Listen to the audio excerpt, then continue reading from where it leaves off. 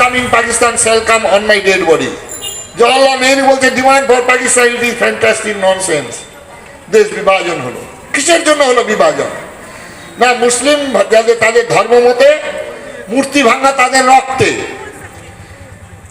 আমরা গরুকে রুটি খাওয়াই, আর তারা রুটি দিয়ে গরুর মাংস খাচ্ছে।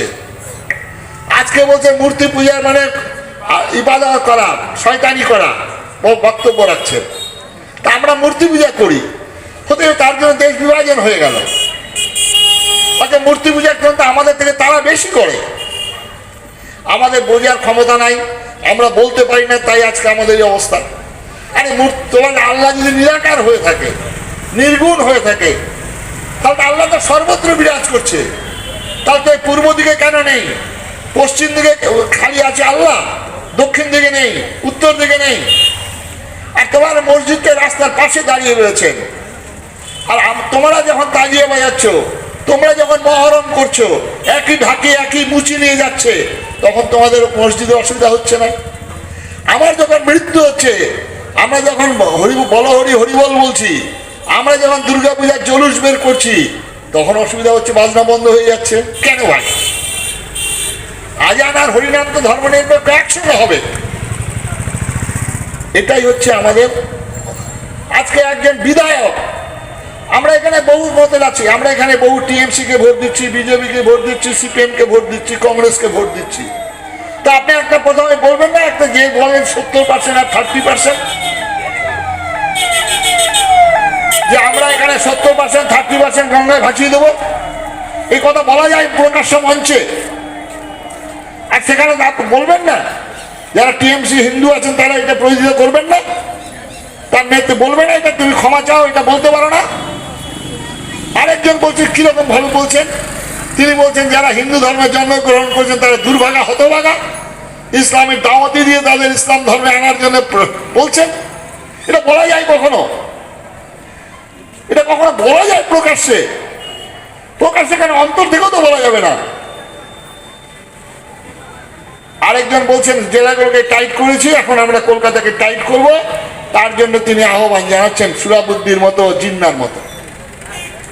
এরই জন্য আজকে প্রতিবাদ, এরই জন্য আমাদের চিন্তা করতে হবে, এরই জন্য আজকে আমরা বলবো আমরা হিন্দুরা, আমরা হলি নানা ভাষা, নানা মত, নানা পরিধান, বিবিধের মাঝে দেখো মিলন মহান। তাহলে আমরা বলতেই পারতাম দেশটা যখন ধর্মের ভিত্তিতে ভাগ হয়েছে, তাহলে মুসলিমরা মুসলিম জায়গায় চলে যাবে, হিন্দুরা হিন্দু জায়গায় থাকবে, কোনো ঝামেলাই হতো না।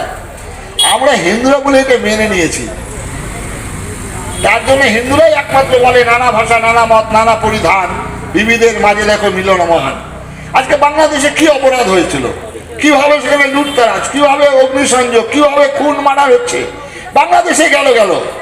আপনার মুর্শিদাবাদ জেলায় ধুলিয়ান, মালদাতে আপনার চলুন মোথাবাড়ি, কলকাতার এখানে হয়ে গেল। সুতরাং আজকে এই পরিপ্রেক্ষিতে চিন্তা করার সময় এসে গেছে। আপনারা মনে কিছু করবেন না যে গীতা সম্মেলনে মহারাজ বলছেন আমার দুঃখটা এখানে, চাকরি পেলে না হাজার হাজার ছেলে রাস্তায় বসে আছে, শিক্ষা দপ্তর জেলখানায় গেলে আমার কোনো আপত্তি নেই, আমার কোনো এটা বক্তব্য নেই। আপনারা বুঝবেন ভালো করে,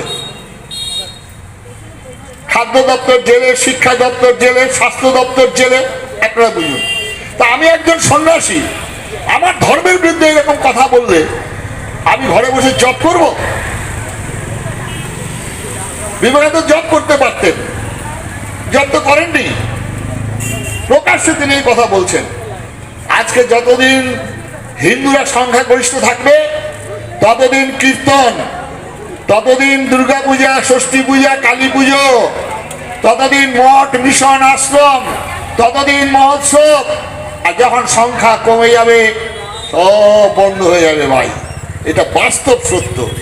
সুতরাং এই বাস্তব সত্যকে আপনারা গ্রহণ করবেন, চিন্তা করবেন, কারো বিরুদ্ধে বিষোদ্গার নয়। আমাদের দেশে থাকতে গেলে আমরা এইভাবেই মিলেমিশে থাকবো। না হলে লীলা মজুমদারের কবিতাটি ভালো করে মনে করবেন, বন থেকে জানোয়ার তুলে আনা যায়, জানোয়ারের মন থেকে বন তুলে ফেলা যায় না ভাই।